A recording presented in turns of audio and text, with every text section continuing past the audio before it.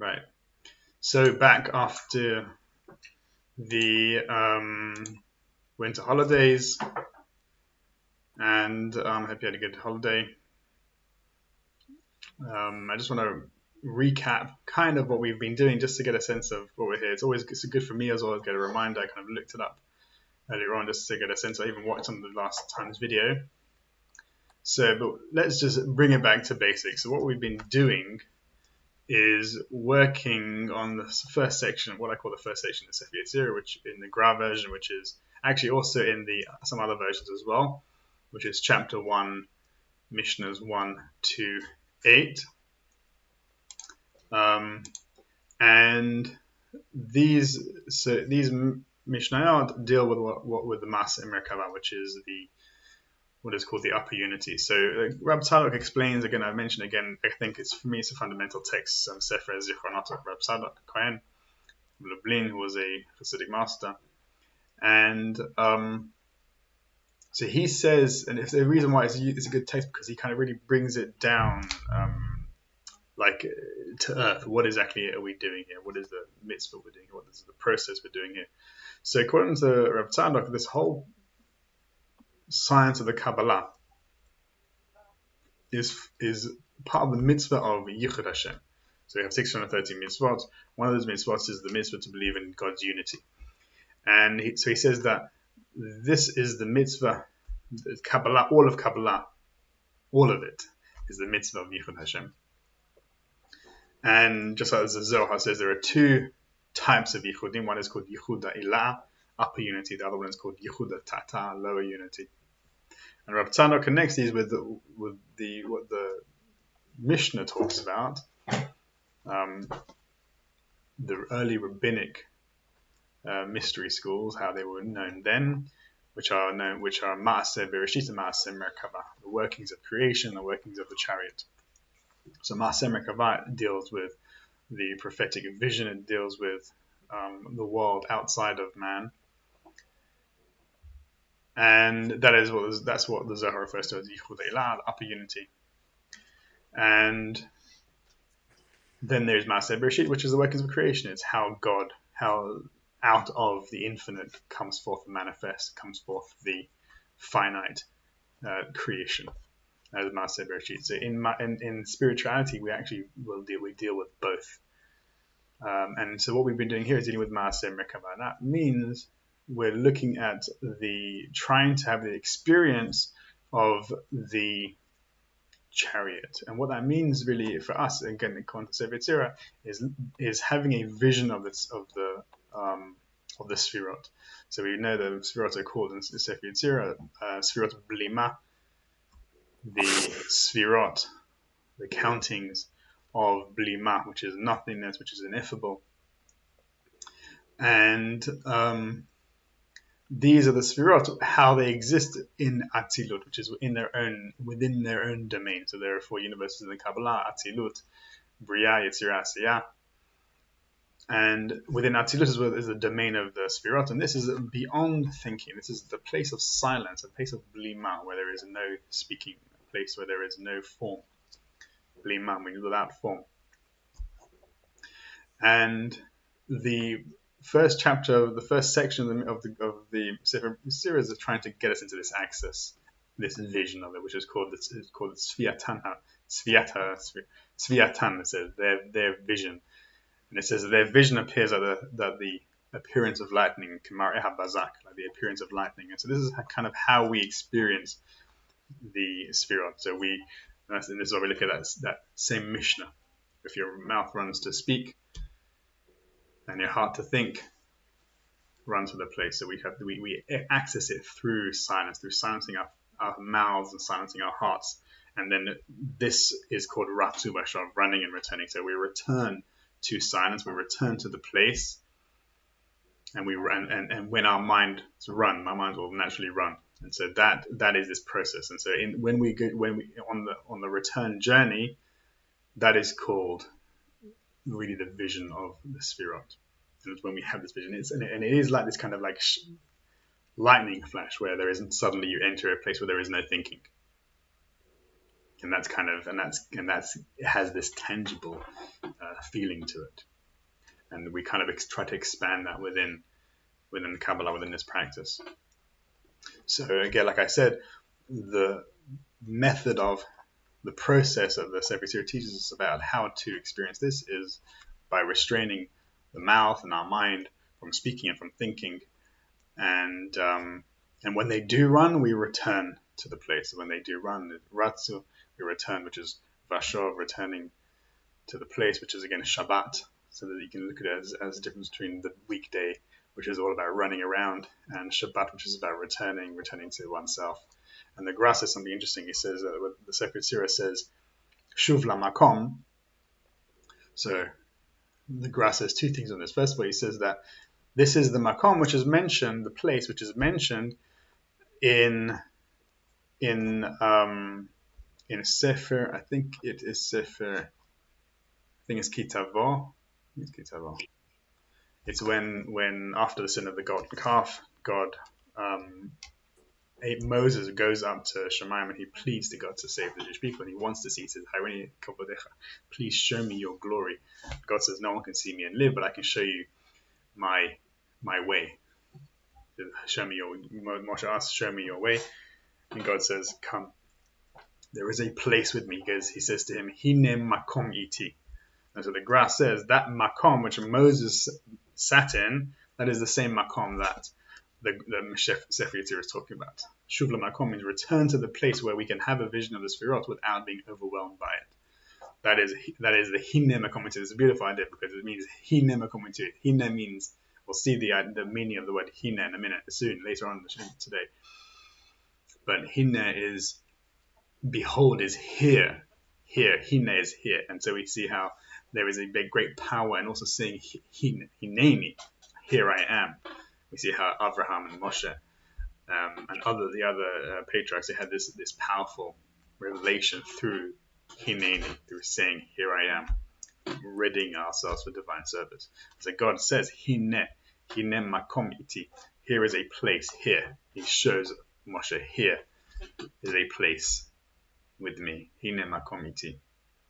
And so that's a beautiful kind of idea of that when we're returning to makom, shuv la makom, we are returning to that place with Moses, that Hashem showed Moses.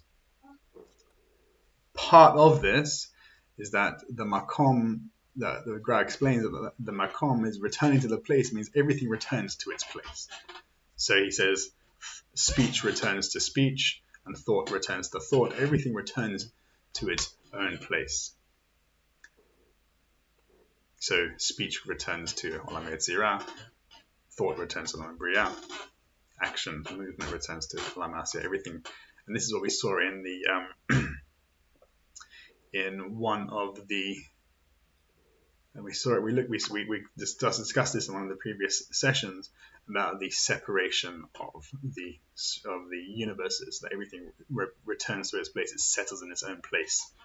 And I can't remember the context of that. I believe it was around Mishnah 6 that we saw how the word God's word, or the word of Adam Kadmon, the spirit rush to fulfill it, and that's kind of the running and returning kind of aspect of it.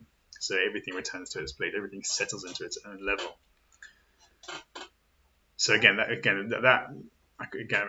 saying that. I don't remember, that was quite a while back now, but it's really clear actually from here, this idea from the Gra, that everything returns to its place.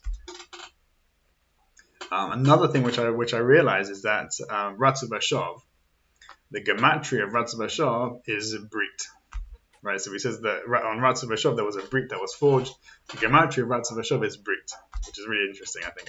If you include the Kolel, the number for the word, then Brit is the same gematria of Ratzu Vashov. So it's really kind of perfect that the Sefer Yetzirah brings that idea as that. And also Torah has the same gematria as Brit and Ratzu Vashov. So the Torah is called a Brit as well.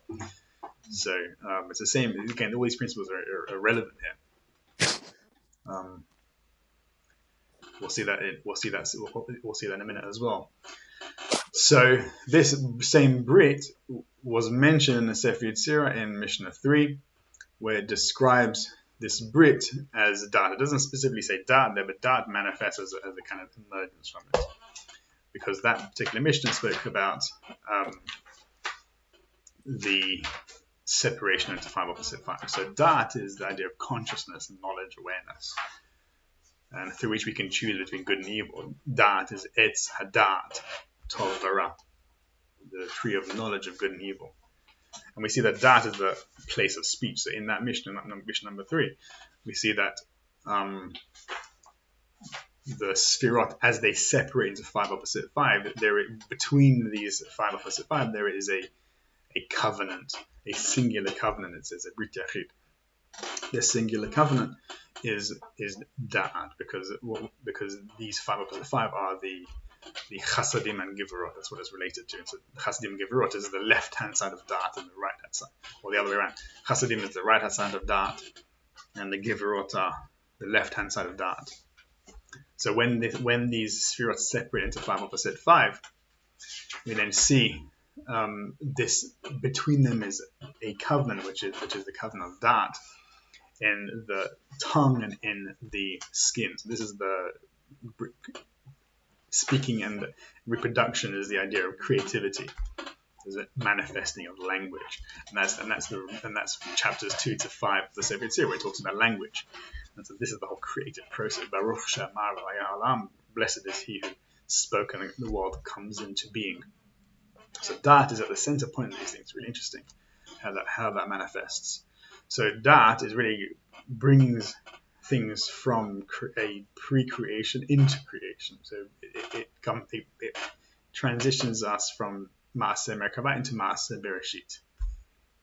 That's kind of the process. So the Midrash says that before God ate from the tree of knowledge of good, before God created the universe, he ate from the tree of good, of the tree of knowledge of good and evil, and then he created the universe. Which is, again, what does that mean? It's really the whole God eating from the tree of knowledge creates the tree of knowledge, creates language and creates speech. So this is the transition from when the Sfirot, which are in their infinitude, manifest and start to split apart, where there is running.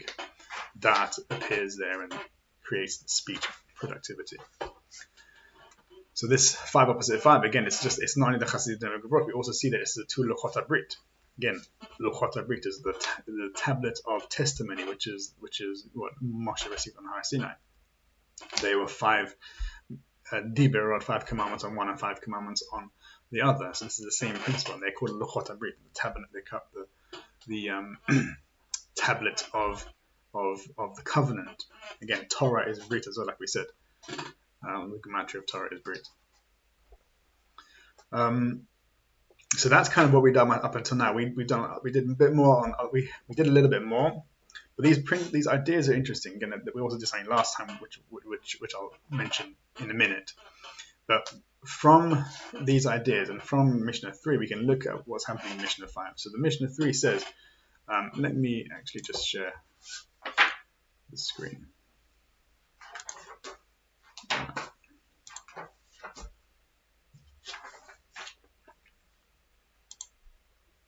Oops,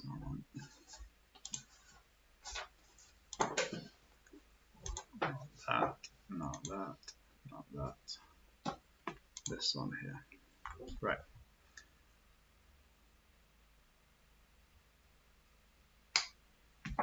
Reading it. Okay, here we go. So here we have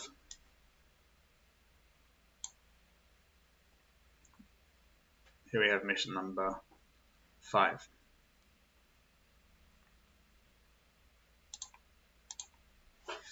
So what we see in mission number 3 is Sfirot Blima, B'mispar Etzba'ot, in the number of the 5 fingers, 5 opposite Chamesh Keneged Chamesh, Brit Yachid Mechubar Be'emtza, 5 opposite 5, and a singular covenant directly in between. B'milat HaLashon, B'milat HaMa'or, in the covenant, in the circumcision of the tongue and the circumcision of the skin. So this 5 opposite 5. Yeah, question?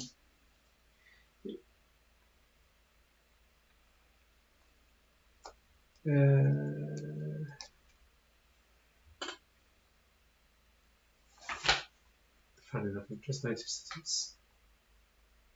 there's something in the commentary here. It's the question I had. I just happened to see. Right. So I'm very interested by what yachid means, and does it mean unique or does it mean like inclusive? Inclusive. Yeah. I always want to be able to read this word as inclusive, but then I just happened to spot this commentary down here, Brit Yachud, which yes. is the Hebrew is Brit Yachid, which presumably would mean singular, but some read Yichud, meaning unified. But I want to say that Yachid could mean anyway inclusive, but does it?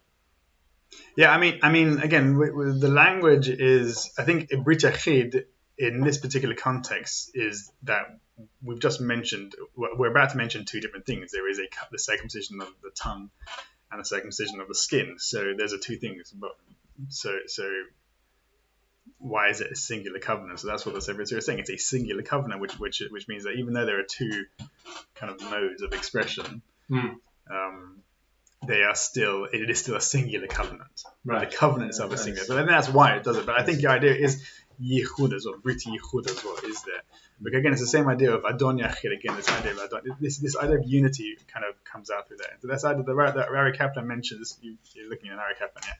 Ari Kaplan mentions Brit Yichud. I know I've seen that in him. Yeah, I think it's exactly. It's I don't know who he's quoting saying that. But there's definitely this idea of Brit Yichud, the covenant of unity is absolutely there because we have. That is for sure what we're trying to achieve there, to maintain that we're not allowed to separate the Sefirot.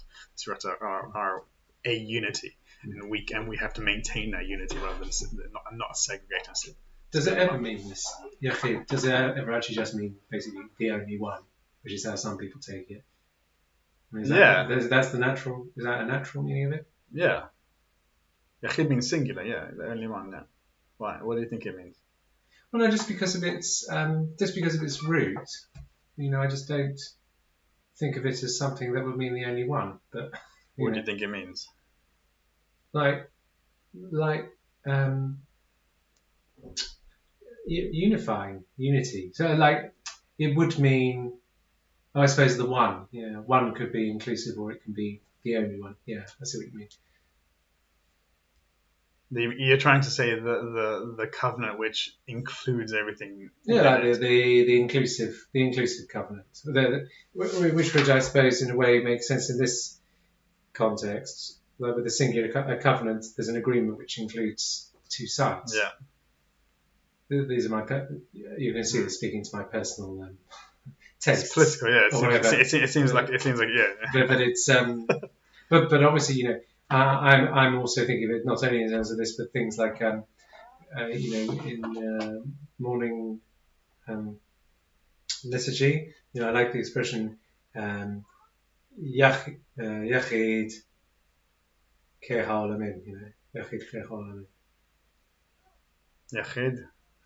It's in before Yishtabach. Oh, okay. Yeah, but singular life of the world is one of my favourite personally names for Hashem. Right, yeah. And because of that, what Yachid means is quite important. I like to think in a way it could mean both. In theory. I don't know what the distinction you're making there, Teja. I don't see why it's. Well, there's the only one, and then there's one that's the only one, and then there's all inclusive. They mean different things, except in the case of God. I'm trying to say how you'd say all inclusive in Hebrew. I have a think about it anyway. It's off topic a little bit. I'll have a think about it. We'll have a think about it. Yeah, it's probably something to do with the root kalal or something. It's probably something. Kolel, yeah, exactly. Yeah, probably like that. Yeah. Yes. So yeah, different way. Yeah. Yes. Anyway, Anyway, but this idea of reunification comes out later on. We'll see it in the mishnah. We're looking at number 5. So that was the mishnah number 5. Number 3. Sorry, how it talks about 5 opposite 5, and then we see in mishnah number 5 now comes to explain it. It comes to explain, or what is the 5 opposite 5, right? So we looked at the possibility of, actually, I'm going to look at Abulafi later on, which gives a different alternative reading of it. But Ari Kaplan in his book also brings different possibilities of what is 5 opposite 5. Again, you have the Diberah, the Ten Commandments, which are 5 opposite 5. But really, the 5 opposite 5 that we're looking at is what's in Sefer Yetzirah, which is mission number 5. So if we look at it here, we can see that. Let me read it. Let's just read it. Eses Sfirot Blima. So this is number 5. Eses Sfirot Blima Midatan Eser. In fact, I'm just going to go to the one I brought up here. Eses Sfirot Blima Midatan Eser She'en Lahem Sof. 10 Sfirot, 10 countings of nothingness, 10 Sfirot of nothingness, of 10 ineffable Sfirot. Midatan Eser She'en Lahem Sof. Their measure is 10, but they have no end, or which have no end. Now it comes along and defines what are these 10 measurements, but also what are these 5 opposite 5. So we have, let's just read it. Omek Reshit, Omek Acharit, a depth of beginning, a depth of end. Omek Tov, Omek Ra, a depth of good and a depth of evil. Omek Rom, Omek Tachat, Omek Mizrach, Omek Ma'arav, Omek Tzafon, Omek Darom. A depth of above, a depth of below, a depth of east, a depth of west, a depth of north, and a depth of south. And then it concludes Adon Yachid, a singular master. So we spoke about Brit Yachid. And we have Adon Yachid, a singular master. El Melech Ne'eman, which is obviously the acronym of Amen, where it comes from. It helps. Amen also means Ne'eman, as in faithful. El Melech, same idea. El Melech Ne'eman. El Melech Ne'eman, God, the faithful King. Moshel B'kulam, he rules over all of them. Mima'on Kocho, from his holy abode, ad ad, from eternities to eternities. So that is the mission. That is the mishnah number 5. You know what? I'm not sure if you can actually see it because I stopped sharing it. 1 minute. Okay. Now I'm going to share it. Now you can see it. So Eses B'limad, Midatan Eser She'en Lahem Sof, Omek Reshit, Omek Acharit, Omek Tov, Omek Ra, Omek Rom, Omek Tachat, Omek Mizrach, Omek Ma'arav, Omek Tzafon, Omek Darom, Don Yechid, El Melech Ne'eman, Moshe B'kulam, Memon Kocho, Ad Ad Ad. So that is mission number 5. So here is something interesting, because what we see here is the first description of how the Sefer Yetzirah views the universe. So in the later chapters of the Sefer Yetzirah, we'll see how the letters divide into 3 aspects. What it calls there, Olam, Shana, and Nefesh. Universe, the year, and the soul, or life. And so really what the Sefer Yetzirah is bringing, so just like Einstein brought the idea that the universe is a fabric of space and time, space-time. According to the Sefer Yetzirah, it's not just space and time, it's space and time and nefesh. So nefesh is being. But in this particular mishnah, it doesn't say being. It says it defines a depth of good and evil. So again, we're going to look at what is the connection between good and evil, because the other ones are clear. Olam, you have the 6 directions: up, down, east, west, north, and south. So that's clearly connected to the universe. And the Shana, it is time. The year is about time. So beginning and end is all about time. So we can see how Olam and Shana correspond to those directions, and past and present, and past and the future.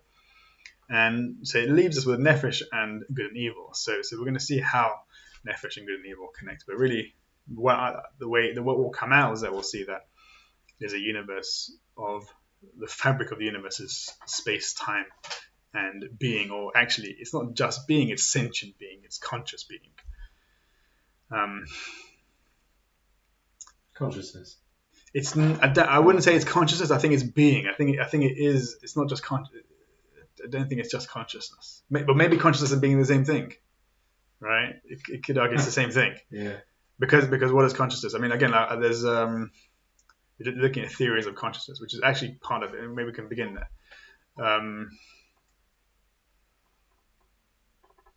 Okay, well, let's talk about it then. I wanted to bring it in a little later on, but consciousness, why is it being? So, and what's the difference in that consciousness? So what defines being? Like, what is life? Because we're not talking about, it's conscious being, so it's definitely not just being, because the universe is being. Also, the universe exists, books, inanimate objects exist. So we're not talking about inanimate objects unless we are, but they're on a unless we say they have consciousness. Maybe where we say inanimate objects have some kind of consciousness. But in terms of what we consider life, it's kind of like you can almost define life as a separate being, something which has separated itself, and it has some kind of self-awareness. There you go. Actually, because I'm recording back to, I haven't actually read what I noted at the time. I read this 10, 15 years ago properly. But I seem to remember talking about things like consciousness or spirit or something. But actually, I'm wondering, and this comes from something I translated last week, whether actually the best definition is selfhood. Yes, so I think yes. Selfhood. And actually, the reason that sprung to mind is because last week I was translating. It's a very, very difficult text. It was the Iron of Starosha. Okay. But it's the thing, Mezirat Nefesh. Is it Mezirat? Mesirat Nefesh. Yeah, Mesirat Nefesh, right, yeah. But I was working with the translation. Self-sacrifice. Yes. But, not quite right to talk about. So, and in this context, actually, it's because it was all about bittul. With this text, yes, right. And nefesh there. I mean, the best translation is selfhood. Right. The idea, and of course, selfhood. Of course, the immediately when you have selfhood, there's a sense of good and evil, good and bad. So I'm wondering whether actually, but let's sort of that. Right. Yes. But soul, I think, is the one that Kaplan maybe uses here. He uses soul, but I think self would be selfhood. I think you're right. Persona. I think you're right, and again, that's why I brought it in preemptively because we're going to go into it. But yeah, I think you're right. I think it is selfhood, and I think good and evil is connected with it, and we'll not even necessarily human selfhood, like in yes, it can be. Yeah. There's a sense of space, time, things, space, things time, and people, things, yeah. So yes, again, look, there's a theory in consciousness theory. I mean, there are multiple theories in consciousness theory, and there's one called integrated information theory, which I think I kind of like that one. It kind of it suggests that consciousness is basically wherever there is information, which means everywhere, because information means the configuration of atoms or direct, what's it called, spin and velocity, I think it is, of momentum of particles, and that is considered information. So wherever there is information, there is some kind of consciousness, and why is that? Really, because how do we define consciousness? We define consciousness a conscious being. The reason why human beings are conscious, according to this theory, is because we have a very highly integrated and information. There's a lot of information. Like our brains are the most complex that we know of, complex objects in the universe, and so therefore they are highly organized and they have lots and lots of information there, but they're integrated. So that integration of information is what creates consciousness.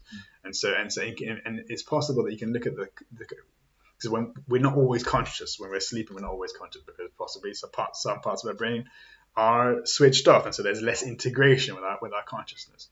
And not only that, so we can be unconscious now, unconscious of what's happening. There might be a sound that you're not aware of, or some feeling. If I just noticed my foot on the stool as I was bringing my awareness. I wasn't aware of it before, and there was unconsciousness. But when that the sensation was there. When that sensation became integrated into the rest of my conscious experience, then I became aware, became conscious of it. So again, so this is the idea of integrated information theory of consciousness, which I like because it seems to go with the Sefer Yetzirah. So from that perspective, we can then look at this object, this book, and like the laptop and the screen, all these things as minimally conscious because they have some kind of level of integration. Or and then you can look at other systems which have integration of consciousness, and perhaps they have a high level of consciousness, like perhaps the internet, which is What mishnah is it that first mentions the soul? It's chapter 3, I think, maybe 2. So this idea, that's why I like this idea of integrating consciousness, but then you don't have to go there. You don't have to go with this theory that everything is potentially conscious. But if you just look at even bacteria and single-cell organisms, that they are alive because they have isolated themselves, physically isolated themselves through their membrane, cell membrane, from the rest of the universe, and they have a property of self-propagation. So they have some kind of self-awareness where they try to protect themselves, and they feed themselves, and they try to protect themselves from getting killed. And same with and the more complex life you get, the more there is this element of self-preservation, i.e. the more self arises, the more feeling of self arises, and to the point that higher level animals can even recognize themselves in the mirror. So I think chimpanzees, dolphins, I think other creatures also can recognize their own reflections, and that shows a degree of self-awareness. Like they're aware of themselves as it has some kind of identity. So again, like what you said, it is definitely makes sense, and I think that is a direction that works, and it is to do with selfhood.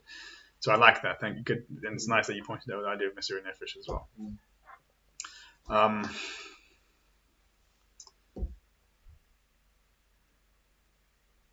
So, again, going back to just to the idea of the third mishnah of the 5 opposite 5, we can see that what we have is 5 polarities here. So even though there's 3 dimensions, olam, nefesh, shana, space, time, and being, selfhood, we have 5 polarities. We have good and evil, which is one polarity.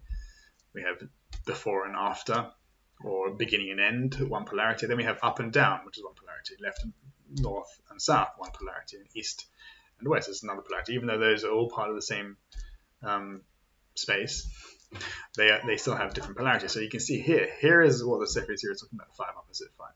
These 5 opposite these 5, and between these 5 is a covenant. So between north and south, between east and west, there is a covenant.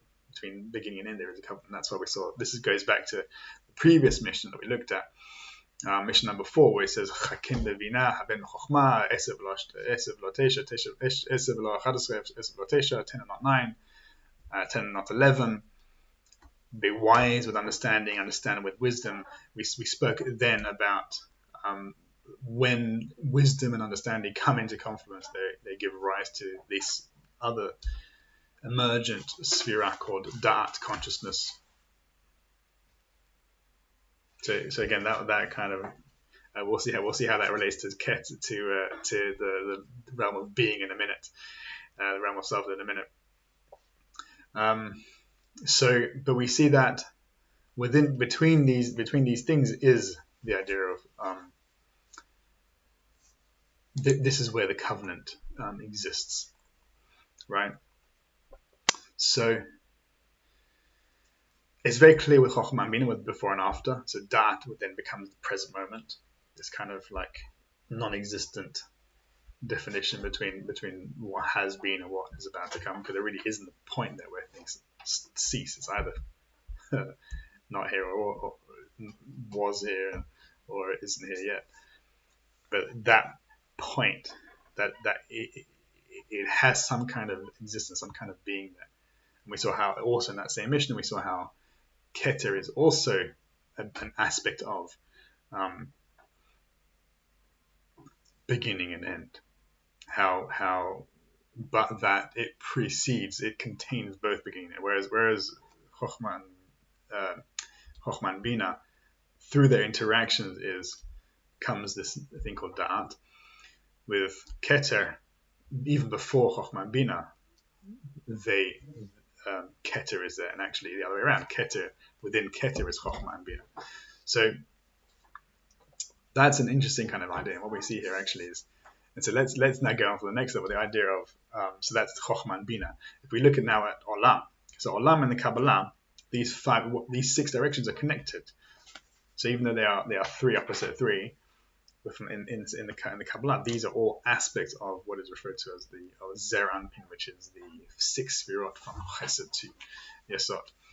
And the central point of this, and we don't see this in this particular mishnah, in this particular section of Sefer Yetzirah, that we see this actually in mishnah in chapter 4, which talks about the 7 doubled letters. We see that those 7 doubled letters are 6 and 1, 6 and then the 7th one. The 7th one is called Hechal HaKodesh, the holy abode, holy sanctuary, and that is Malchut. So actually, when you look at Chochmah and Bina, you see either Keter or Da'at there. Keter is Da'at Elyon. So you see Da'at Elyon or Da'at there. We don't necessarily say that within that the balancing point, the equilibrium point within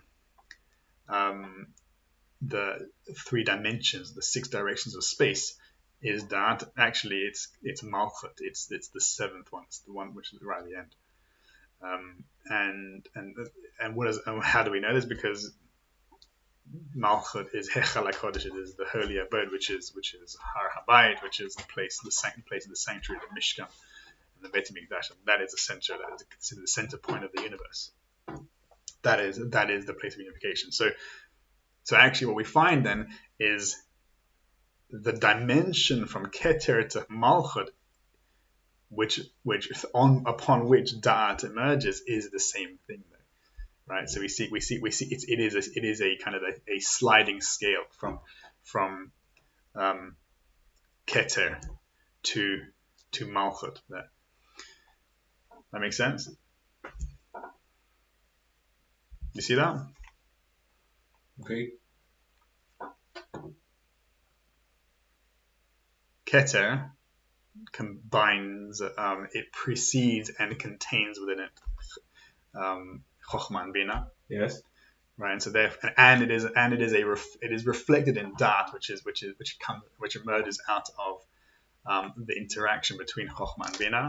Yes. And the center point, and so Da'at is this point of balance between Chochmah and Bina. Yes. Right, it is the present moment between the Chochmah and Bina is past and present. Right, so in this situation, it's Reshit and Acharit.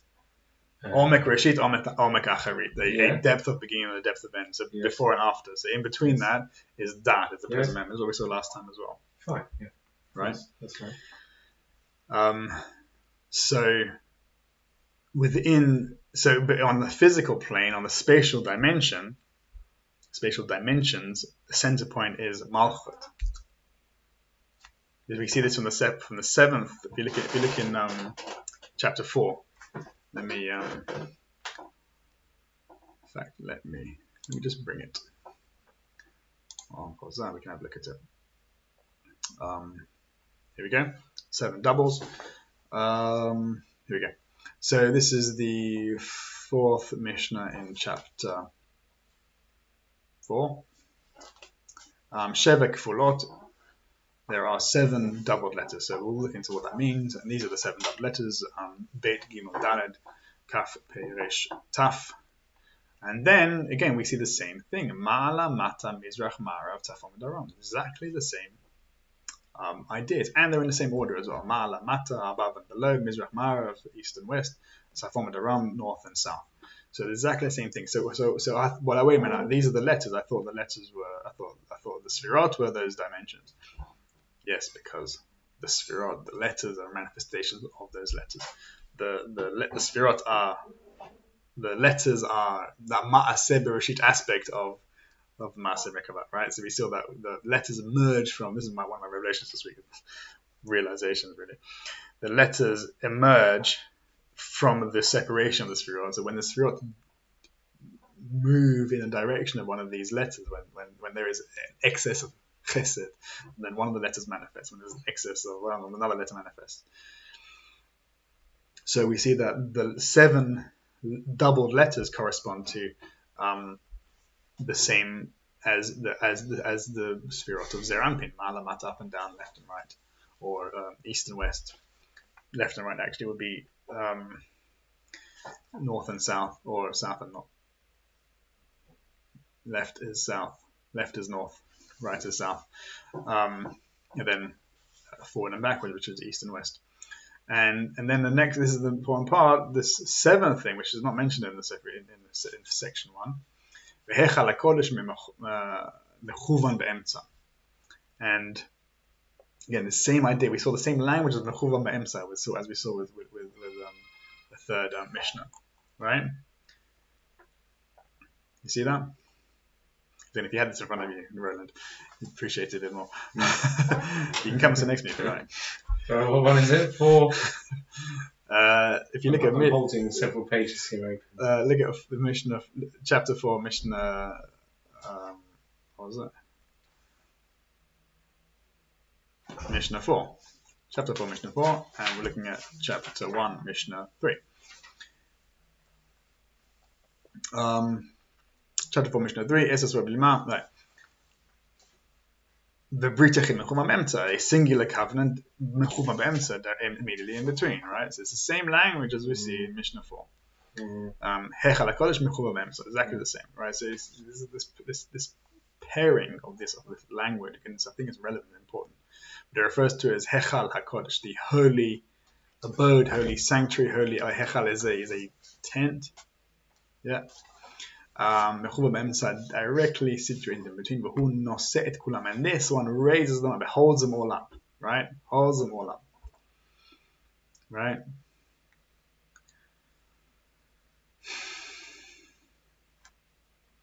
Trying to see if there's another mention of Hechal HaKodesh.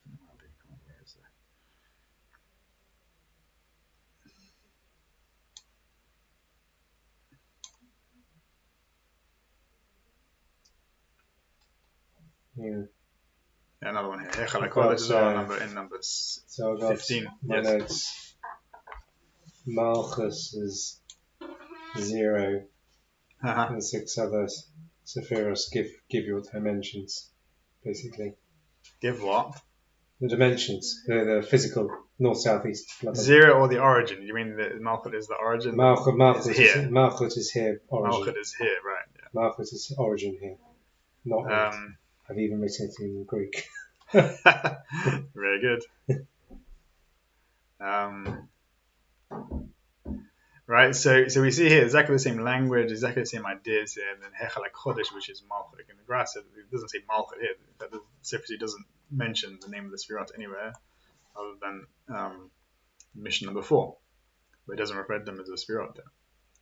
It's interesting as well. Beged, clothing. Yes. Kaporet, cover. What are you looking at? The 7 doubles, 4-4. The 7. You spell them out. Oh right, how it yes, how it says in Beged. Yeah. What would that be in words? Beged, clothed. Beged, clothed. Oh, Beged is clothes, yeah. And Kaporet is a cover, is it? Oh yeah. Do you think that's Is that how you interesting? spell it there? Yeah, I think so. Do you think that's Yeah, interesting? but yeah, that is interesting. Yes. LM, covering, world being God's clothing.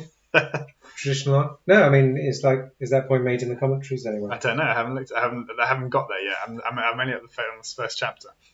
If it turns out to be in the commentaries, you owe me a pound. Yes. Okay.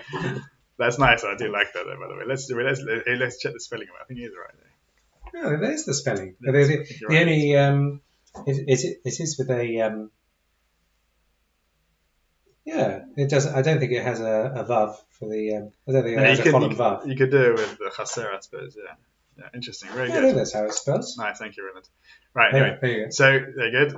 I think it's very important. If that is in the comment, it's important. Yeah, it is, Very but it's not relevant for Royden currently. Yeah. But yeah, it is. It will come. It will be relevant when we get to it. It will be relevant. Which I don't know when that will be, but we'll get to it. That will be relevant for sure. But I've got something else on the self point in the nefesh, which is Well, why I've got my fingers. I've got my fingers in two places. Okay, let's come back to it because we're currently on. We're going to come back to that one. When we look at the dimension of Tovera, we're going to come back to it, right? So currently we're not looking at that. Currently we're looking at time and space. I need bookmarks. Okay. What does that say there? This is to do with that. Now, what does it say there? Bifiv. In his, my wife left it there. It's for my son's thing, but actually, it's relevant. In his mouth. Oh yeah, bifiv. Yeah. That's me. I need a bookmark. Well, take it. Right. So we went in there because we wanted to show that Hechal HaKodesh, the Malchut, because Hechal HaKodesh is mechuvan be'emtza. It is precisely in the middle. So we see that Da'at is precisely in between past and future, so the present moment. So Da'at is now, and Malchut is here, right? So Da'at and it is here and now, but also Da'at Elyon Keter is also now. So what we find actually is that the central pillar from Keter down to Malchut is a pillar of Da'at, is a pillar of consciousness. So really, and again, this makes sense because we'll see that. I mean, we've seen that Da'at is Da'at, it's a Da'at, Tov Vera, right? So we see how Tov Vera, which is the dimension of from Keter to Malchut.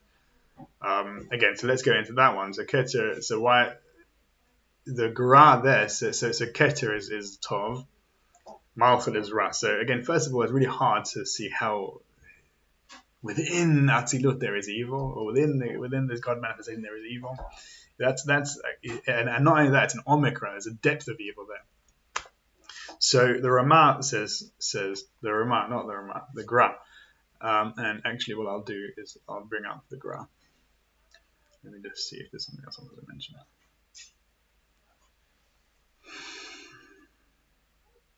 Actually, the future and past is not so much Bina and Chochmah. I think it comes out much more, certainly in later Kabbalah.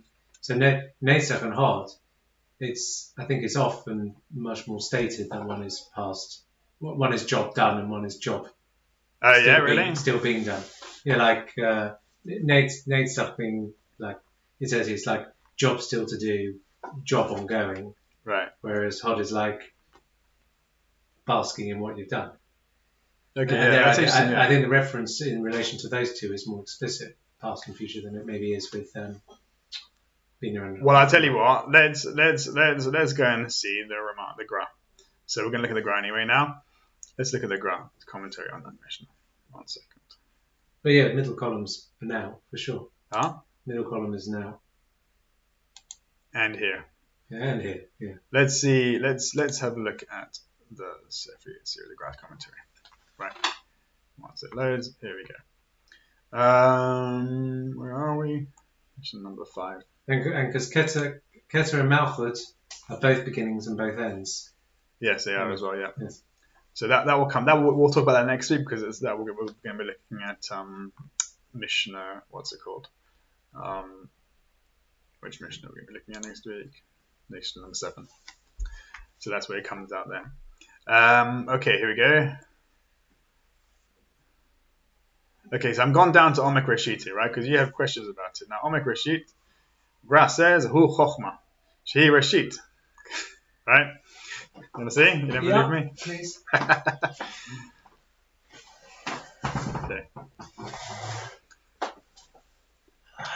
Okay. Omek Reshit, Hu Chochma, Shehi Reshit, כמו שאמר That's what it's meant to say. So Rishit is Chokhmah, because it says Rishit Chokhmah. This is a quotation. Rishit Chokhmah, Yirat Hashem. That's the Rishit Chokhmah, which comes first. Rishit Chokhmah, Yirat Hashem. The beginning of wisdom is the fear of God. That's in Tehillim, one of the Tehillim.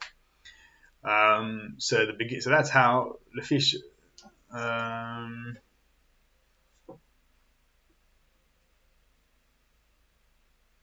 I don't know what the acronym refers to. Right. Anyway, but we see that it's Rishit. That how do we know that Chokhmah is Rishit? Because it says Rishit Chokhmah. Actually, also it's in the Idra Zuta, I believe, where it says wisdom is the beginning as well. I think it might even use the same pasuk. It also says wisdom is beginning. It's called beginning.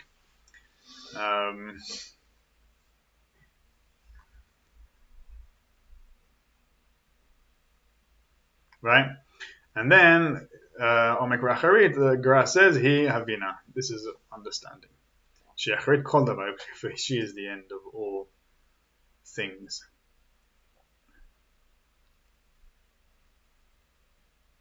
That's a nice thing. He says, Shabbat Acharit Hayamim. She is Shabbat.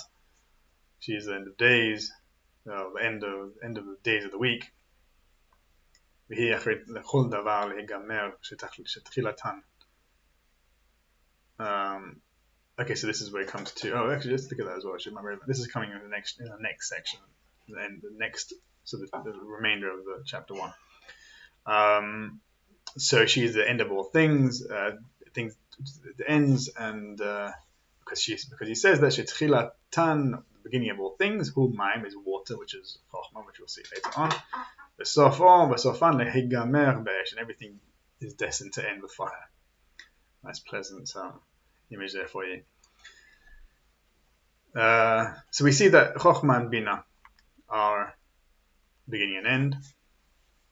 Again, it's in the Idra Zitra as well. But I don't have the time to look. It will take us too long to find it. I'll have to look it up. Right, now let's carry on with what we wanted to have a look at here. What did we want to look at? 1 second. I'm trying to remember now. Okay, I wanted to look at Omek Ra. Okay, so Omek Tov, Omek Ra. So he says Omek Tov Keter, Kihu Nikra Erech Anpin. So Keter is the Omek Ra, Omek Tov. Sorry, the depth of good. Because it's called Erech Anpin, the long face or the compassionate face. Deshem Vatchanuta Dekula, because he's merciful, he was forgiving of all things. B'chol hazayah tikkunim, all the 7 of the tikkunim. Not sure what that's referring to. The Yud Gimel tikkunim, so this is obviously the tikkunim dikna, the 13 tikkunim of the beard. Who rachamim ad in ketz, he is compassion, unlimited compassion. She'en sham din klal, there is absolutely no judgment there whatsoever. So again, go to have a look in the Idra Zutta. Maybe at some point we should have a look at it, but that's where it talks about that. And Omek Ra, this is what's relevant about it. Omek Ra hu malchut, right? So Omek Ra is malchut, the depth of evil. That's a very hard thing to say about something, but let's see what it means about depth of evil. Afal pisha in shamra, he says afal, there is no evil. There actually is no evil there, klal at all. Chas v'shalom, he says. Right. So why is it called evil? So he says, how do we know there's no evil there? Because I am God. Quotation, I am God. I have not changed.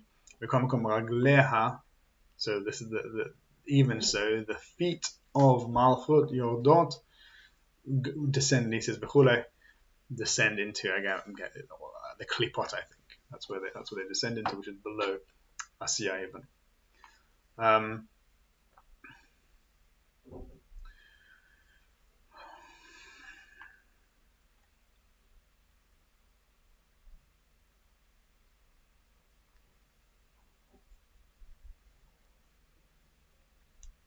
So his basic idea, his explanation here, is that Malchut is the end of Malchut is, even though we just said that Bina is the end of all things, but that's in time. I think Malchut is the end of all things in proximity. So Malchut is evil from the perspective that it's further away from God, from the Ein Sof, from the beginning of things. So I want to now just bring an idea to because again it's hard to get a sense of what's going on here.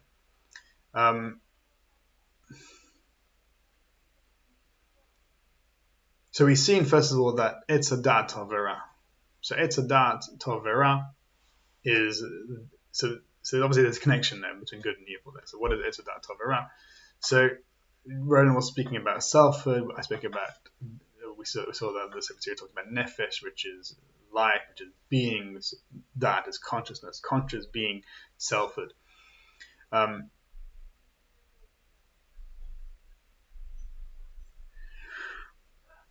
So Da'at as self-awareness. So we can see. Let's have a look at Etz Hadat. What happened when Adam and Eve ate from Etz Hadat? So they eat from Etz Hadat. They were talked into it by the snake. Adam was talked into it by Eve. And when they ate from the tree of knowledge of good and evil, they realized that they were naked. Really, what they realized is they were separate from the things around them. They realized that this idea of having to cover themselves, and they hid from God. They believed it was possible to hide from God.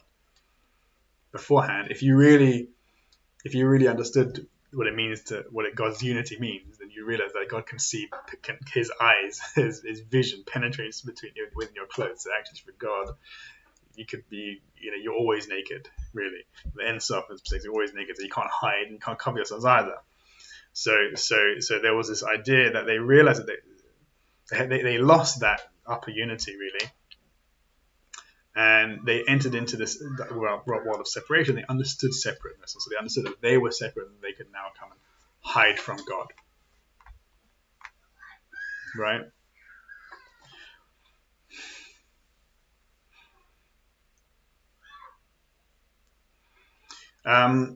So I was learning with someone a few weeks ago, the Aruch HaShulchan. So the Aruch HaShulchan is I think he was 18th century, Lithuanian rabbi. He was the rabbi of Novardok, the town of Novardok, and he wrote a commentary on the Shulchan Aruch, and he called it the Aruch HaShulchan. And so we were studying the beginnings of Orach Chaim, which is the first of the Turim, the first of the books, the first section of the Shulchan Aruch. And he there talks about this idea between he talks about a battle between what he calls higher consciousness and which is connected to the angels. It's connected to the upper waters, which is the upper unity. It is connected to faith, and the battle with one's animal instinct. So this is the evil inclination. And he says there that so this is really historic. This is in what medievals would look at the body and the soul. So the body is this kind of piece of the earth which is lower, and that is what distinguishes one from God. And then there is the soul that God breathes into the body. So there's this two things. It seems like there's actually two substances. One is spiritual, one is physical. But this is the kind of understood. So the Aruch HaShulchan there understands it. First of all, he has this idea of dat. He says that according to the Midrash, he says the angels representing knowledge and service of God were created. So created on the second day.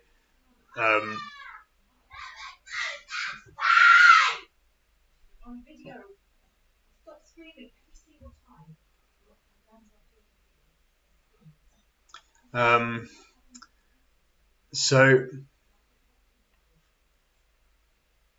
one second.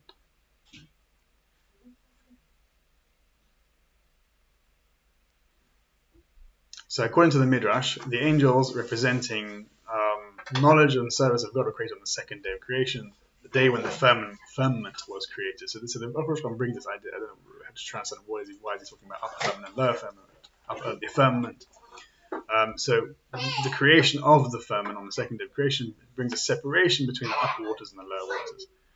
In the Kabbalah, the upper waters correspond to a more pristine knowledge of God. So within the realm of the upper waters, there is this. It's really kind of the same idea as the upper unity in Ma'aseh Merkavah. And then there is lower waters which are murky and they seemingly separate from God. The angels, who the Midrash say were created on the second day, are perpetually connected to the upper waters and therefore cannot fathom a reality without the knowledge of God. The animals, on the other hand, were created after the division of waters, with the firmament separating them. So this firmament separated between this knowledge of God. Man, again, is a being composed from both the upper and lower waters, the heavenly soul and the earthly body. So he retains both the knowledge of God, but also comprehends the meaning of his own separation. So that is kind of that. So that, and that is really actually before man eats from the tree of knowledge of good and evil.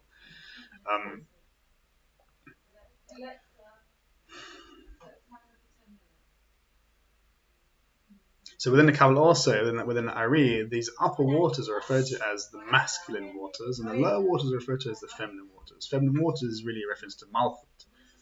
Right, so the masculine waters are actually in Lirana Kabbalah they're referred to Zeranpin, but there's an aspect really in this way you can talk about it connecting to Keter as well from the Sefer Yetzirah's perspective. Again, this idea of the masculine and feminine is connected through Da'at. We see this in Adam and Chava, Adam and Chava. In biblical sense, Adam knew his wife. So this idea of knowledge of the other person.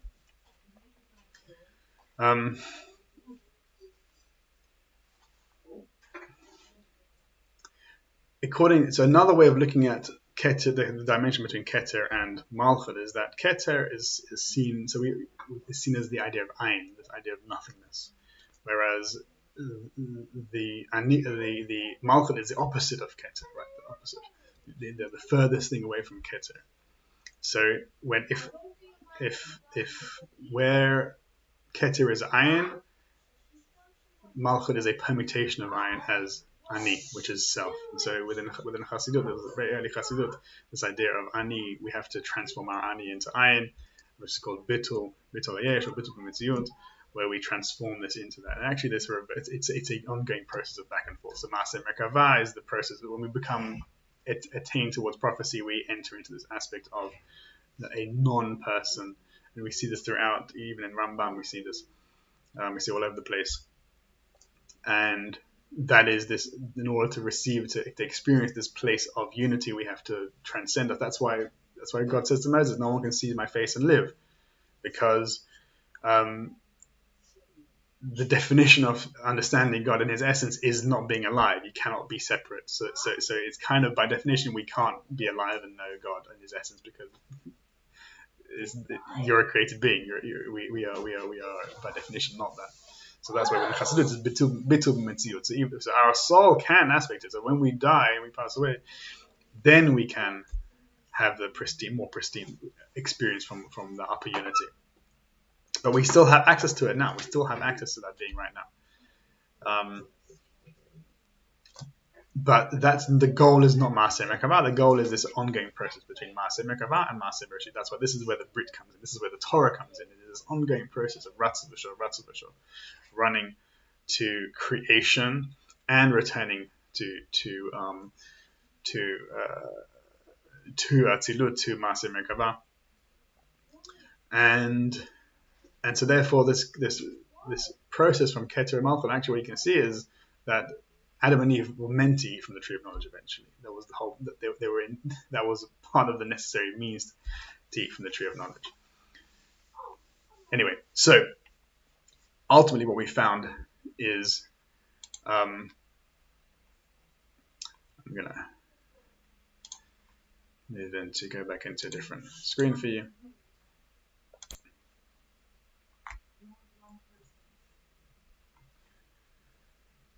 So what we find, again, is that this is the Sefer Yetzirah's dimensionality of space and time. And we saw how the central column, which is actually called Etz Hadat, tree of knowledge, good and evil, mediates between the space and time, and also within itself, also there is a mediation there with Da'at and consciousness.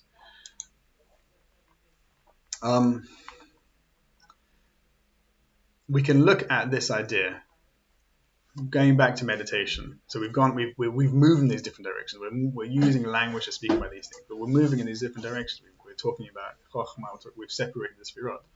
What the Sefer Yetzirah comes along and it says is, and this is where, in fact, let's go back to the mishnah, to the gra there.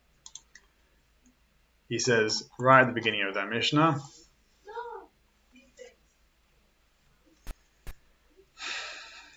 here in this bit here, Eses Rod She'en Lehem Sof. So the mishnah is Eses Rod Blima Midatan Eses Rod She'en Lehem Sof. So again, this idea of En Lehem Sof, I mentioned it right at the beginning of the series. En Lehem Sof is En Sof, right? If you remove the Lehem there, it's She'en Sof, which is infinite. So I picked up on that there, and you see the Gra picks up on it here as well. He says P, Perush, the explanation. Shekol Echad Kalul Me'eser Ve'eser. He says that each one of these 10 measurements, 10 sfirot, is inclusive of 10 by 10. Ad en sof. He said until forever. Just like just like the letters של התורה, the Torah, שהם מתמלאים במילוי ובמילוי, במילוי המילוי עד אין סוף. You see, when we take a letter of the Torah, each one of those letters can be spelled out in its constituent letters, which is called a miloi, and each one of those can be spelled out with its constituent letters, which is called miloi hamiloi, and this can go on endlessly. And it's the same principle with the Sfirot. It says that each Sfirah is composed of 10 Sfirot, and each one of those 10 Sfirot is going to comprise of 10 Sfirot, and this is an endless process. And this is where we go back to Roland. All this is because the En Sof is mityached bahem, is bound up with them. He is unified with them, or not he. En Sof is not neither he nor anything. En Sof is bound up with these things. The who, the inun, the an, the enun chad. It and them are singular, are one.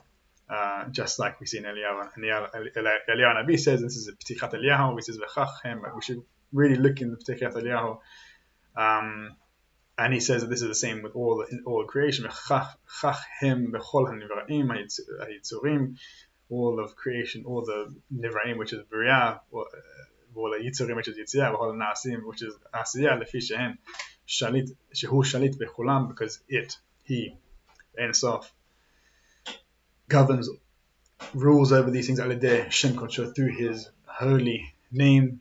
He says that we can see that even within the physical beings, they extend or they divide into these planes, which have no discernment. We cannot even penetrate them.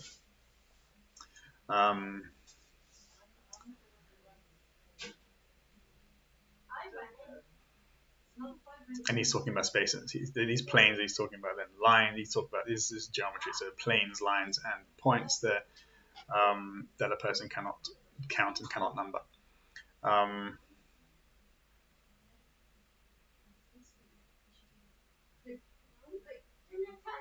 Okay, now he's going into mathematics then. Right. So we see how this idea of midat tanshel and himself, I'm going to go back into what I have here. So we see that there is an En Sof. So even though we've just talked about this division between these things, actually, ultimately, they're all part of a singular unity. We cannot differentiate them. We cannot separate them into anything, anything separate. And so, and what this means is, and what happens when we do that? Again, when we separate, what happens is we move into speech and language. We're not actually separating. There is an element of separation. There is an emphasis on one or the other. So it's like, for example, let's kind of imagine what the experience is. So when we are sitting in here, when we are here within the Heichal HaKodesh, within this holy sanctuary, within here,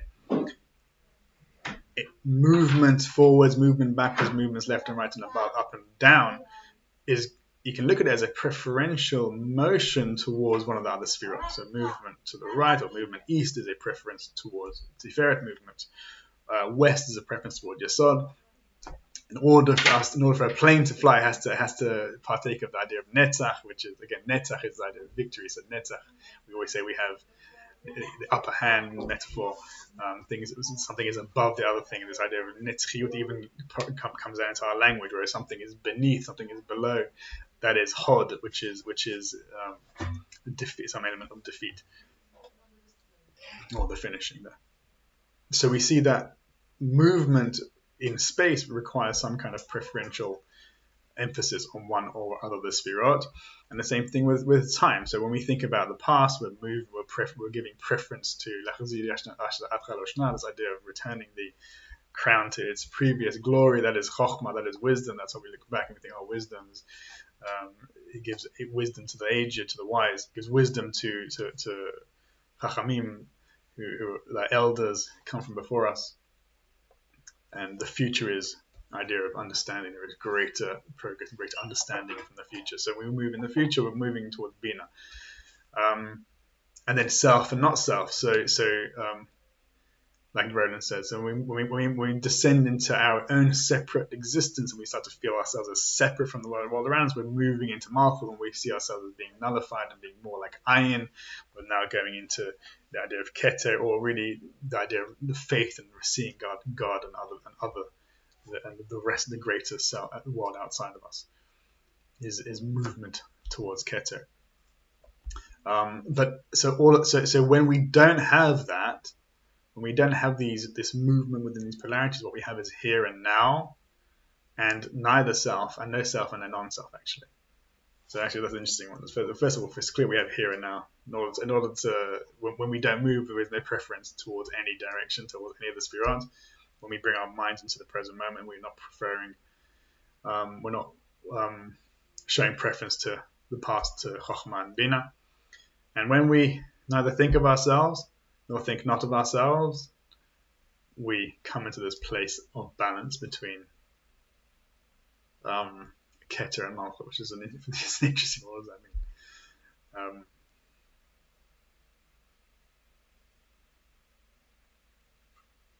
And that is an aspect of Ein Sof, right? So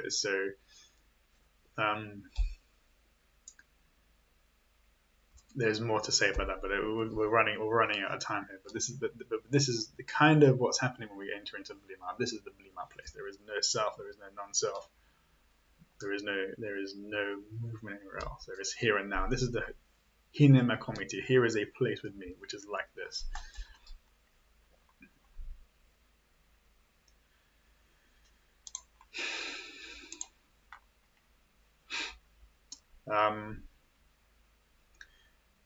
I want to share with you two other things. Again, we're going to the time is going. We've got gone quite a bit more than I was expecting to go. But I want to share with you two things which I think is less important, something which I actually just discovered really from this. Okay.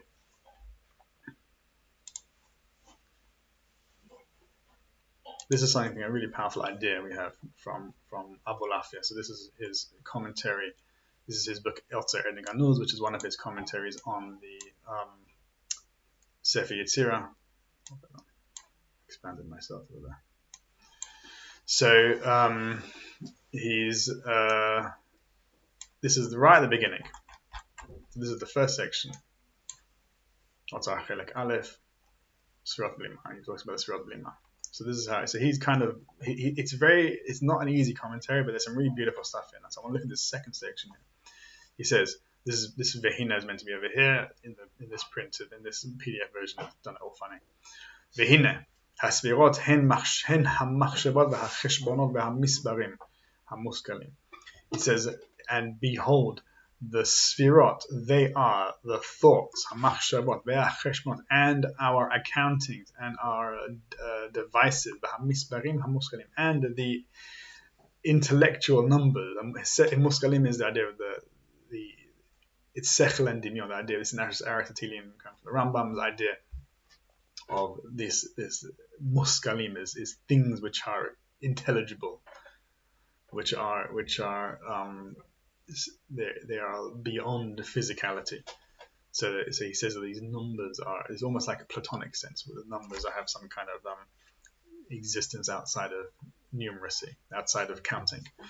So he says, "V'nichlakim l'shnei chalakim." He says that these numbers separate into two aspects. Chamesh mehem, and this is the idea of 5 opposite 5.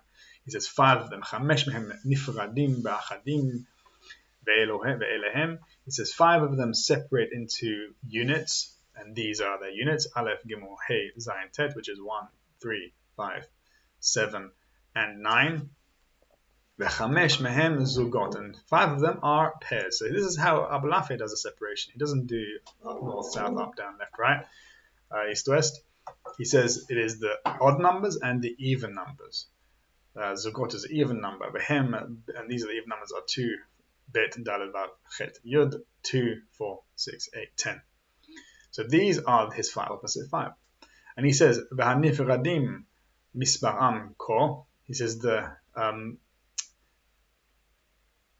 units 1, 3, 5, 7, 9, their total, when you add them all together, you get 25. Ko. Soda bracha. And this is the mystery of the bracha. What does that mean?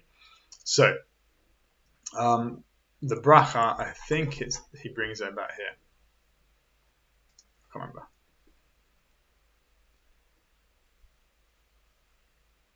remember. Is it? There is it. Anyway, the bracha is the bracha Berkat Kohanim, the blessing that the Kohanim, God commands Kohanim. It's one of the mitzvahs, one of the 613 commandments is for the Kohanim, the priest, to bless the nation. And it says there, Ko tebarchot b'nei Israel. Thus shall you bless b'nei Israel. Then it says, Yirech Hashem Shmerecha, Hashem bless you in all the bracha. But what it says is, Ko tebarchot b'nei Israel. Thus shall you bless the name, the children of Israel. Right? And this idea of Ko is thus 25. Ko tebarchot b'nei Israel. And so he says this idea of Ko, which is the one aspect of the numerals, right? The numerals, the units here, nifradim ba'achadim, 1, 3, 5, 7, 9. That is Ko. Thus, the whole sort of bracha. And this is the mystery of the bracha. So this aspect. So this is possibly then you could maybe again he didn't speak about chasadim gevorot, but possibly you can say that this is the chasadim. Ko is the chasadim. And he says that if you add up 2, 4, 6, 8, 10, you'll see the number is ki, which is Yud, 20 plus 10, 30. And ki means because that's how you'd say it. And he says both of them together, Vishnehem remez ma'amarei nevi'im. He says that he brings this idea that this occurs over and over again. Ki ko appears over and over again in the words of the prophets. Shechalkum ba'amram, and what they said is Ki ko amar Hashem.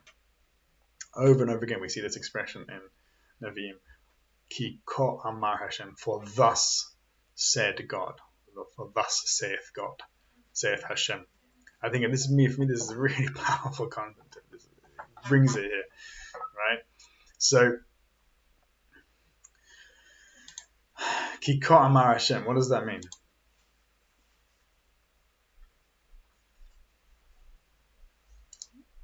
In the context of the Nevi'im, of the prophetic vision, they are saying, for thus said Hashem, God, what I'm about to say is what Hashem said. But for us, for what the Abulafe says, he says that Ki ko is the Sfirot, the whole of the Sfirot. Ki ko is the Sfirot, right? So it means everything then. Just like we saw in the Ramah, the Sfirot are all over the place. They actually later on, I didn't even look at it, but he says all of the creation is a manifestation of the Sfirot. Ki ko is now. Ki ko is this. Ki ko is here and now, and beyond self and other, beyond self and beyond non-self. Ki ko amar Hashem. This is the power of the Sfirot. For thus said Hashem. Ki, for thus, for Ki ko amar Hashem. And actually, because we see that as Chasadim and Gvorot, that's why it's an aspect of Maaseh Bereshit. Ki ko, this world around us, Ki ko, is a separation of Etz Hadat, ki and ko, Chasidim and Gvorot. The Shnei Luchot HaBrit, the two tablets of the testimony. So therefore we can see it and we can experience it. But this is the completeness of the Sfirot. So we see how, therefore, and that's the reason why it says Ki ko amar Hashem, the Amirah. Ki ko amar is the idea of the Asra Ma'amarot, the 10 Ma'amarot that God created the universe with. Ki ko amar Hashem is thus said Hashem, because thus said Hashem, and the world came into being. Same idea as Baruch Shamar, or Versat Olamot, Barat Olamot.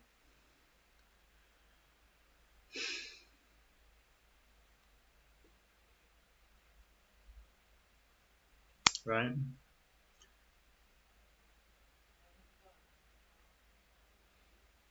Again, but the Kikot also has this idea of the covenant within it, because we see that it is bound together. So let's carry on with what Balafia says.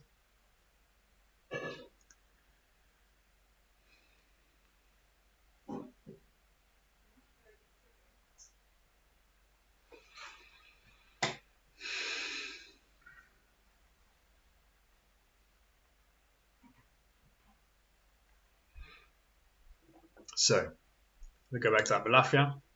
Continue. So he says, Kiko Amar Hashem, for thus said Hashem, for this said Hashem. Vesodam, and when you add Ki and Ka, the mystery, the sod is Hakol Holech El Makom Echad. Hakol, which means everything. That is the gematria. That is Ki and Ka together. 25 plus 20 plus 30 is 55. Hakol and Halech also is the same. The Holech is the same. Is a permutation of Hakol, and this is from Kohelet. Everything goes Makom Echad. Again, we see another Makom here. Everything goes to the same place. Maybe that is also Shuv LaMakom, Hine Makom Iti. Hakol Holech El Makom Echad. Hakol Hayam Min Ha'afar Hakol Shav El. Again, now we see Shav. Hakol Shav El Ha'afar from Kohelet 3:20.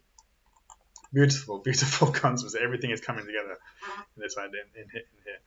So Besod Hakol Holech. So Hakol is everything. All the Sfirot, the 10 Sfirot Holech. Again, they multiply. El Makom Echad, Hine Makom Iti.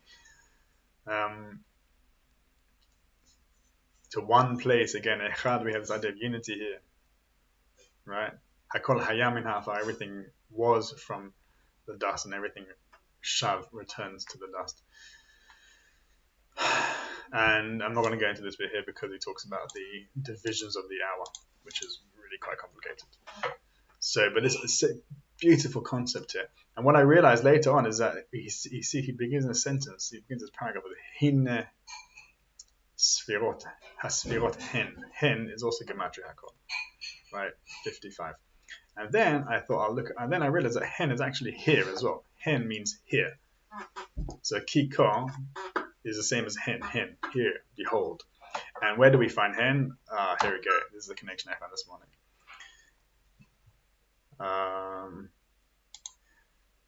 I hope you were looking at this particular one. No, not that one. Here we go. Can you guess where it is? About hen? Yeah. Oh, Adam in the garden. Ah, beautiful. You remember that? Me? No, not there. No, different thing. Vayomer, this is Genesis 3, chapter 22. Not Genesis chapter 3, pasuk 22. Vayomer Hashem Elokim. Hen Hadam Haya Ka'achad Mimenu Lada'at Tov V'Ra. You see that? Yeah. Isn't that amazing? Yeah. Isn't that amazing? 55. Vayomer Hashem. Hen Ha'adam. Adam eats from the tree of knowledge of good and evil, and God says, Hen Ha'adam, Hen Hakol, which is Kiko, right? Hen Ha'adam. Man has become one like us. Ka'achad mimenu, he's become one like us. Ladat, to know. Again, so we see da'at tovara. Right, so he says that it's kind of really showing everything there. The Sefer Yetzirah, everything coming together here. The da'at tovera is that when man eats from the tree of knowledge of good and evil, he creates a separation. Kikod, for thus Ma'aseh Bereshit comes along. He becomes one like God to know good and evil. Right? He has an understanding of self and no self. ועתה פן ישלח ידו ולקח גם מעץ החיים ואכל וחי לעולם. And now, lest he send forth his hand and takes also from the tree of life and eats from it and lives forever. וישלחהו Shem Elokim Megan Eden, and God sends him. God sends him from God from Garden of Eden. Yes, we'll finish up soon. La'avod et ha'adama, to work the ground. So again, this working of the ground is what we see on Abulafi. Again, everything begins from the dust and everything returns to the dust, which is what I'm talking about Adam and Eve. Right? Last bit. We're nearly there. Right? Last idea, two ideas actually. But I want to bring something here, which I think is really amazing from Meir Shiloh that he brings it.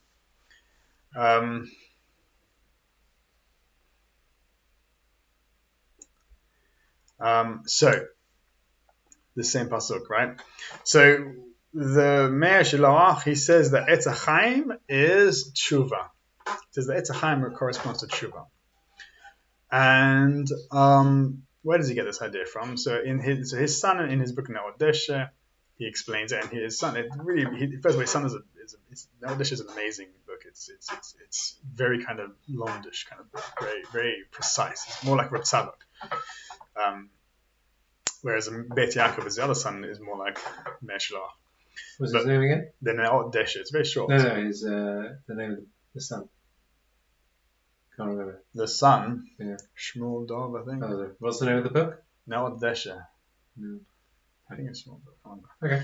Anyway, so he explains. So Meir Shiloh doesn't explain how it looks like his own chiddush, but it's not his own chiddush. Actually, it comes from the midrash. So there's a midrash in, I think it's Bereshit Rabbah. It says something really fascinating about this thing. It says ve'ata. It's a commentary on this. Ve'ata pen yishlach yado lekach me'etz hachayim ve'achal ha'chayim olam. And this also this pasuk as well. It says ve'ata. Says and the midrash says any time where it says ve'ata, it doesn't mean anything other than tshuva. So ve'ata means tshuva. The midrash says God gives him an opening. God gave man an opening. He ate from the tree of knowledge of good and evil. Now he's going to die. But God gives him an opening. What is the opening? To eat from the tree of life. But pen yishlach yado. Pen, the midrash says, is none other than the language of, whenever we see the word lashon of pen, it means no. So God, ve'ata, means God gives him an opening to do tshuva. Adam, which means to eat from the tree of good and evil, eat from the tree of life, which is tshuva, which is Torah, etz chaim hil machaskim. And Adam says no, which is pen yishlach, no, I'm not going to do that.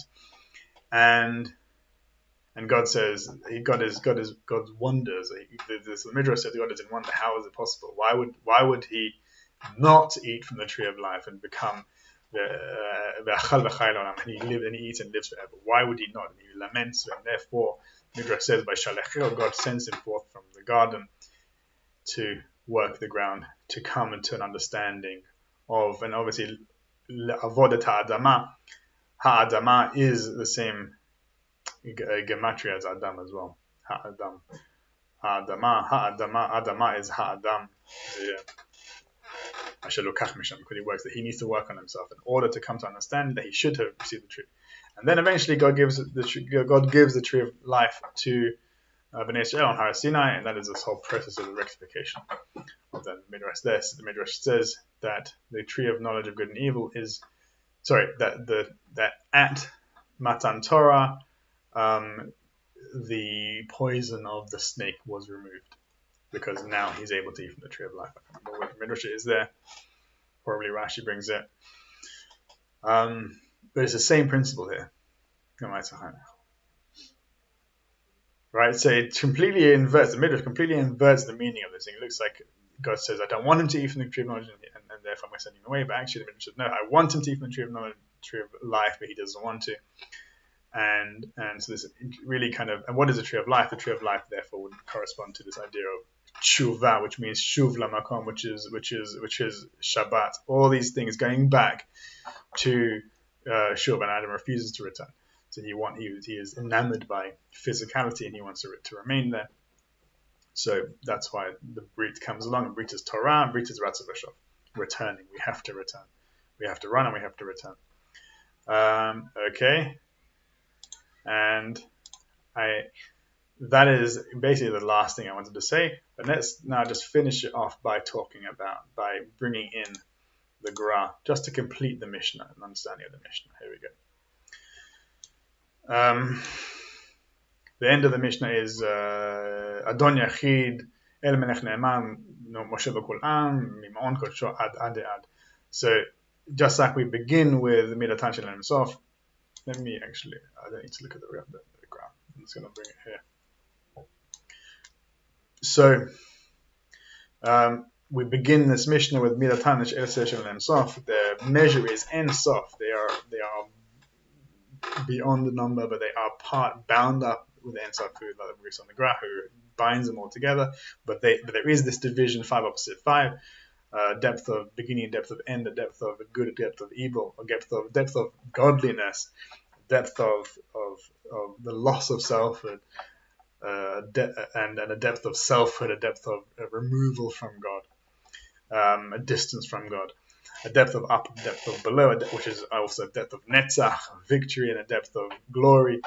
Elmek Mizrach, a depth of east and west, which is Tiferet and Yesod, a depth of north and south, which is a depth of Gevura and a depth of Chesed. But Adon Yachid El Melech Leman Moshe B'Kulam Mimon Kodsho Ad. So he says that Adon Yachid here refers to the En Sof. He says Adon Yachid, there is a singular master, and that singular master is the En Sof, binds them all together. And then he carries on. He says each one of these words corresponds to one aspect of the Sefirot. So this Adon Yachid El Melech Leman, God faithful King, rules over them from his holy abode, from eternities until eternities. Adon is Malchut. Adonut is Malchut. Yachid, he says, is Zeranpin, which binds things together. He says that El is Bina, Melech is Chochma, Ne'eman is Keter, because Ne'eman, he says that Keter is Ne'eman, is faithful. And then he says that is from the perspective of Malchut, of the lower beings. And then he says the other way around, Moshe B'Kulam, because of Moshe B'Kulam, because he rules all over them. This is the aspect from perspective of Malchut, this is how it works. But from the perspective of how God unifies the universe, the Gra says Mima'on is Keter, Kodsho is Chochma, and then you have Ad, which is Malchut actually, and Ad in this case is what he refers to as me. So last time we had a look at a Mishnah, which wasn't part of the recording. We looked at the Zohar, beginning the Hakdamah of the Zohar, we spoke about the 2 silences that Rabbi Elazar benefited from because he remained silent. And he says he possessed me and ma, this world and the world to come. I think he said that. But this is the Gemara, the Mishnah, the Zohar just before then speaks about me and ma, and this idea of so lift your eyes upwards. Who created these? And this is there are 2 names of Elohim there, and they manifest as me, which is who. Again, these are amazing questions that we need to ask in meditation. They are meditation. Me, what, who made these? Me bara el, who made all these things? Ma, what is this thing? What is this thing behind it, in front of us, from a meditation teacher? This is the question we must ask ourselves when we meditate: is Ma, what is it? So Ma, what is it? Which is Malchut, and Malchut is something which we can ask questions about, which is one of the things. So the Zohar says, the Kabbalah says somewhere, that we can't ask questions about past Malchut, past Bina. Sorry, beyond that, questions are not allowed. And so that brings us to Ad, the second Ad. So Ad, the first Ad is Malchut. The second Ad here is Bina, and that's why it says Ad Ha'olam, min Ha'olam, Ad Ha'olam, from the Olam, Ad Ha'olam, because past bina, which is me, which is who, mi bara ele, we cannot ask any more questions. So that's where it's min ha'olam, from the universe, ad ha'olam, until the universe, that we can ask questions. And then ade is zer anpin. So this idea is the unification of, again, this is we could spend another 3 hours on just this last section here, but we don't have the time for it. But this is just to complete this mishnah in a preliminary sense, what is going on here, and to see how be here now is in some ways there was a famous book, one of the earliest book on yoga, but this idea of be here now is what this mishnah is talking about, what this element of how we access the Yichud Ilah in a sense. Okay, I'm going to stop the recording now, and I can actually ask questions. If I open the thing, I'll leave the recording on if you want to ask questions. I'll stop sharing. We've only got one participant, it's myself. You have any questions, Roland? No. Not for now. Great. Okay, well, anyway, that's good night. I've got to race off. Have a good evening.